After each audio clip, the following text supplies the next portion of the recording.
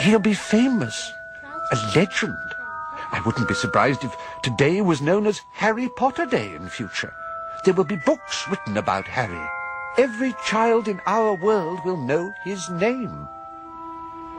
When J.K. Rowling first wrote these words in the opening pages of Harry Potter and the Philosopher's Stone, she never, in her wildest dreams, thought they'd come true. Harry Potter has become the biggest publishing success the world has ever seen. Since 1997, more than 135 million copies have been sold in 48 different languages. Only the Bible has more translations. Every 30 seconds, someone somewhere in the world begins a Harry Potter story. I think I would have been clinically insane to have expected what's happened. Who could have predicted this? No one knew. And I certainly didn't.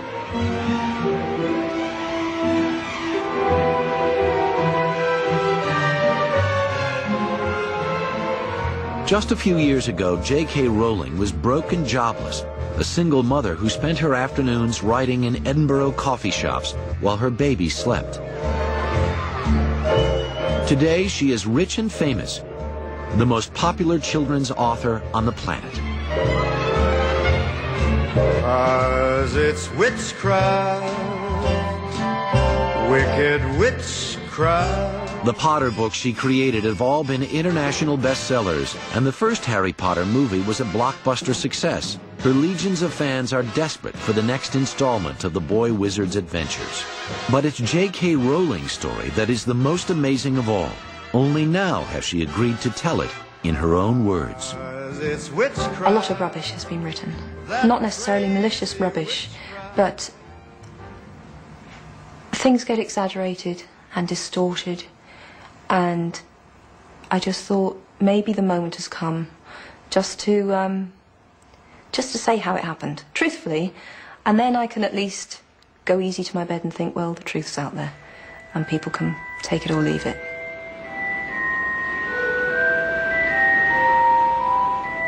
Harry's arrival on the doorstep of his Muggle or non-magic relatives, the Dursleys, is the start of an epic journey.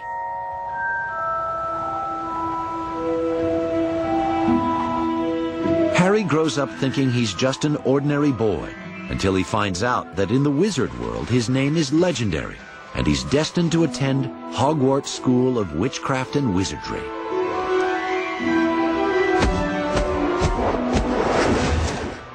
Then Harry's adventures really begin as he and his classmates Hermione and Ron battle with the dark forces of magic, a story J.K. Rowling has meticulously planned to tell over 7 books, one for each school year. Wow. It was a journey that began back in 1990. I was going by train from Manchester to London, sitting there thinking of nothing to do with writing, and the idea came out of nowhere. I could see Harry very clearly, this scrawny little boy, and it was the most physical rush of excitement. I'd never felt that excited about anything to do with writing. I'd never had an idea that gave me such a physical response. So I'm rummaging through this bag to try and find a pen or a pencil or anything. I didn't even have an eyeliner on me, so I just had to sit and think.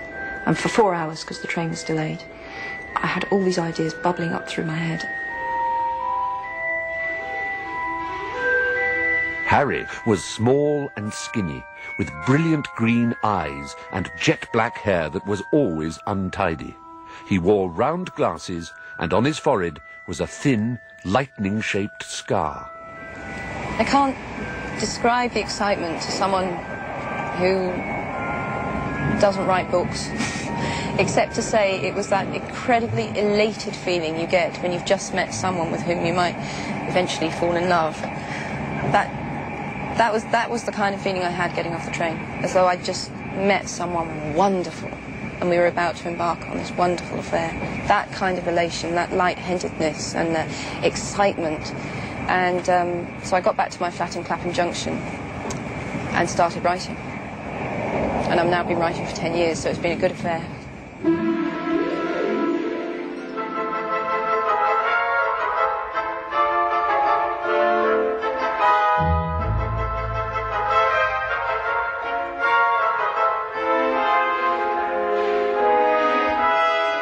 For me, King's Cross is a very, very romantic place. Probably the most romantic station, purely because my parents met here. So that's always been part of my childhood folklore.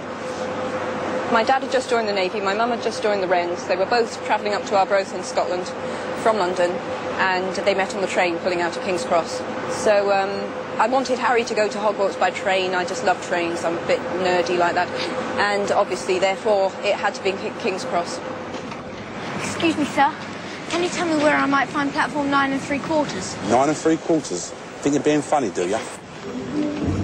Like a lot in the Harry Potter books, it was reality with a twist.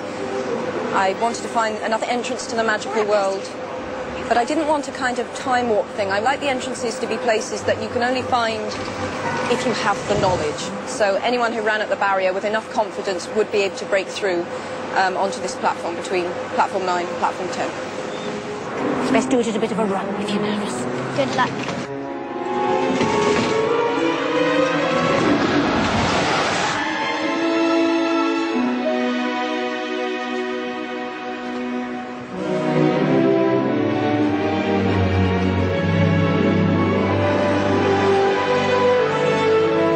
I wrote platform 9 3/4 when I was living in Manchester, and I wrongly visualised the platforms, and I was actually thinking of Euston.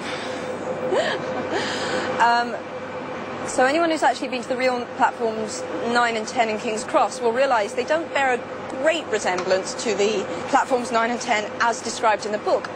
So that's just me coming clean there. I was in Manchester, I couldn't check. It was 5 years from the train journey where I had the original idea to finishing the book.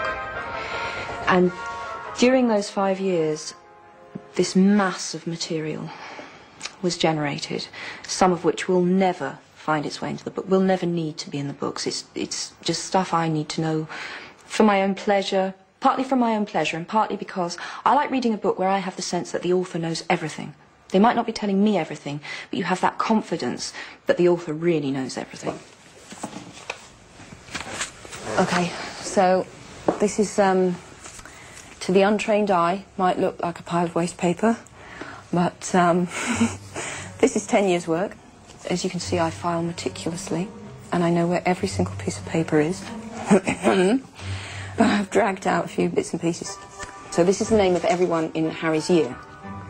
And all these little symbols mean what house they're in, how magical they are, what their parentage is, because I needed this later for the Death Eaters and so on, and the various allegiances that would be set up within the school.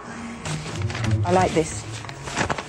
This was 98, and this was me trying to find words for the Dementors. So I have all these Latin words written all over the inside of my diary.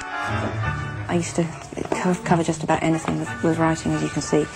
This is my application for housing benefit in 28 Gardens Crescent, which is where the first place I lived, obviously, when I was in Edinburgh. Treated with complete lack of respect by me. Discarded first chapters of book 1. I reckon I must have got through 15 different alternative chapters of book 1. The reason for which I discarded each of them were they all gave too much away. And in fact, if you put all those discarded first chapters together, almost the whole plot is explained. This is an old notebook in which I worked out, and again, I don't want you to come too close on this. That is the history of the Death Eaters. Where's my Portuguese diary gone? There it is. So this is a Portuguese diary, as you can see, not filled in, because I've never filled in a diary in my life. But it had paper in it to write on, so we have another draft, book 1, chapter 1.